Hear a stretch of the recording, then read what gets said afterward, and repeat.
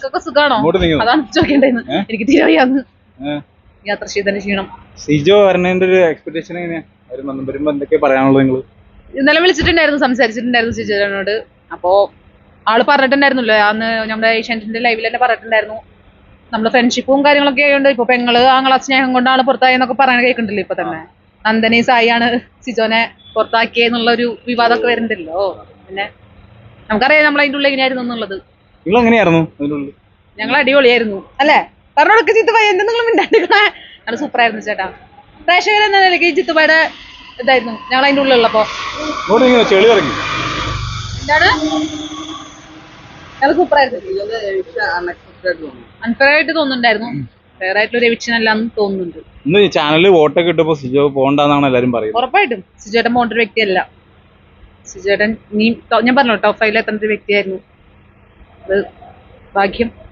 എല്ലാവരോടും ചോദിക്കുമ്പോൾ അത് തന്നെ പറയുന്നത്. എന്തുകൊണ്ടായിരിക്കാം? ആള് നന്നായി ഗെയിം കളിക്കുന്ന ഒരാളാണ്. ടാസ്ക് ആയാലും കാര്യങ്ങളൊക്കെ ആൾക്ക് ഇത്ര ഫിസിക്കലി വയ്യാണ്ടായിട്ട് പോലും ആള് മാക്സിമം നന്നായി ടാസ്ക് ചെയ്യുന്നുണ്ട്.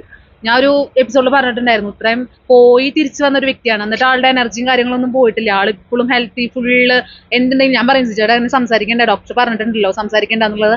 ആള് വായിന്ന് ഭയങ്കരമായിട്ട് കൂടുതൽ സംസാരിക്കുമ്പോൾ വായിന്നൊരു പഴുപ്പും സംഭവങ്ങളൊക്കെ വരാറുണ്ട്. നമുക്ക് അത് കാണുമ്പോൾ തന്നെ നമുക്ക് വിഷമമാണ്.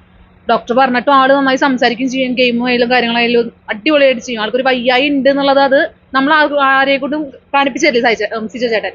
അപ്പൊ സിജോ ചേട്ടൻ നമ്മൾ പറയും, സായി ചേട്ടൻ ഞാനായാലും പറയും, സിജോ നീ അധികം സംസാരിക്കേണ്ട, നമുക്ക് പെയിനും കാര്യങ്ങളുള്ളതാണ്, അധികം സംസാരിക്കേണ്ട എന്ന് പറഞ്ഞിട്ടും സിജോ ചേട്ടൻ പറയും കുഴപ്പമില്ല, ഇതൊരു ഗെയിം ഷോ ആണല്ലോ, ഹെൽത്ത് നമ്മൾ നോക്കണം, ഹെൽത്ത് നോക്കണല്ലോ ശരിക്കും മെയിൻ ആയിട്ട്. പിന്നെ ജസ്റ്റ് ഇങ്ങനെ കണ്ടു സിജോയ്ക്ക് റോക്കി കോമ്പൻസേഷൻ മേടിച്ചിട്ട് നേരത്തെ പോവാമായിരുന്നു, അങ്ങനെ കുറെ ടോക്സ് ഇന്നലൊക്കെ കമന്റ്സും കാര്യങ്ങളൊക്കെ. എങ്ങനെയാണ് അതിനോട് എങ്ങനെയാണ് റിയാക്ട്? അങ്ങനെ പോകേണ്ട ഒരു വ്യക്തിയല്ലല്ലോ. ആൾക്ക് ഗെയിം ആൾ അമ്മോട്ട് ബാക്ക് പറഞ്ഞിട്ടാണ് വന്നിട്ടുണ്ടായിരുന്നത്. 100 ദിവസം നിൽക്കും, കപ്പടിച്ചിട്ട് വരുന്നൊക്കെ പറഞ്ഞിട്ടുണ്ടായിരുന്നല്ലോ. അപ്പൊ അമ്മോടുള്ള സ്നേഹം കൊണ്ടാണ് ആള് തിരിച്ചു വന്നതും. ആൾ അത്ര നന്നായി പെയിൻ അടിച്ചായിരുന്നു. നമുക്ക് അതിന്റെ ഉള്ളിൽ അറിയാം ആൾക്ക് ഗുളിയും കാര്യങ്ങളൊക്കെ.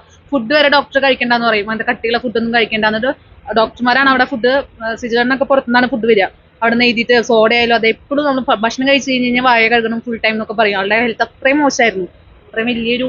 എന്നിട്ട് ആൾ ഇത്ര നാളെ പിടിച്ചു നിന്നില്ലേ, അതിന് വലിയൊരു കാര്യം. ആള് വിജയിച്ചിട്ട് ലേട്ടൻ പറഞ്ഞില്ല ഇന്നലെ സിജോ വിജയിച്ചിട്ട് ഞാൻ ഇറങ്ങണമെന്ന്. അതിനെ കേട്ടപ്പോ സന്തോഷം. ഞായറാഴ്ചയാ അന്ന് എന്റെ പിന്നാലെ പോയതാണല്ലോ, പിന്നെ അത് സീക്രട്ട് റൂമിൽ ഇട്ട് പിന്നെ ഒരാഴ്ചക്ക് വീണ്ടും അത് അല്ല നോറേജ് നന്നായി കളിച്ചിട്ടുണ്ട് ആള്. ഇപ്പൊ അവിടെ ഉള്ളതില് ടോപ്പില് വരാൻ ഒരു സാധ്യത ഇല്ലാത്തൊരു വ്യക്തി അതായത് ടോപ്പ് 5 ഇപ്പോഴും, അതായത് ഇപ്പൊ അവിടെ ഒരു 6 പേരുണ്ടല്ലോ, പക്ഷെ അതിനകത്ത് ശ്രീതു അത് ലവ് കോംബോ ആയിട്ട് കിടക്കാനാണോ? അതറിയില്ല, നിങ്ങൾക്ക് തോന്നുന്നുണ്ട് അങ്ങനെ? ഇടക്കിടക്ക് അങ്ങനെ തോന്നും. ആള് ഒറ്റയ്ക്ക് നിന്നിട്ടാണ് കളിക്കാറ്, പക്ഷെ എന്നാലും ഒരു തോന്നി. ഞാൻ പറഞ്ഞിട്ടുണ്ടായിരുന്നല്ലോ ഒരു ഇതിൽ തന്നെ ആള് കോംബോ നാടകമായിട്ട് ചെയ്തെന്നൊക്കെ. പക്ഷെ ഇപ്പൊ ആളുടെ ഒരു ഇതിന് വേണ്ടിയിട്ടാവും നിൽക്കുന്നുണ്ടാവും, പക്ഷെ നമുക്കത് തോന്നുന്നില്ലേ അങ്ങനെ. ഇത്ര നാള് ഫസ്റ്റ് ആള് സംസാരിക്കുന്ന ആളുടെ കാര്യത്തിന് മാത്രമേ സംസാരിക്കുന്നു. മറ്റുള്ളവർക്ക് എന്തെങ്കിലും പ്രശ്നം വന്നു കഴിഞ്ഞാൽ എന്തെങ്കിലും ചോദിക്കണല്ലോ, എന്താ പ്രശ്നം അത് ഇതൊന്നും. ആളൊന്നും മിണ്ടണ കാണാനില്ല. ആളവിടെ സേഫ് ഗെയിം കളിച്ച് പോണ പോലെ എനിക്ക് ഇപ്പോഴും തോന്നുന്നുണ്ട്.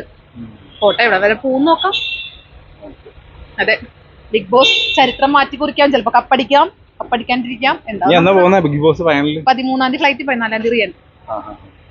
എന്താ പറയാനുള്ള അവിടെ ചെന്നതിന് പറയാനുള്ളതായിരിക്കും. അതൊക്കെ ഞാൻ അവിടെ പോയിട്ട് പറയുള്ളൂ. ഞാൻ അവിടെ പോയിട്ട് കാണാം. ഓക്കെ.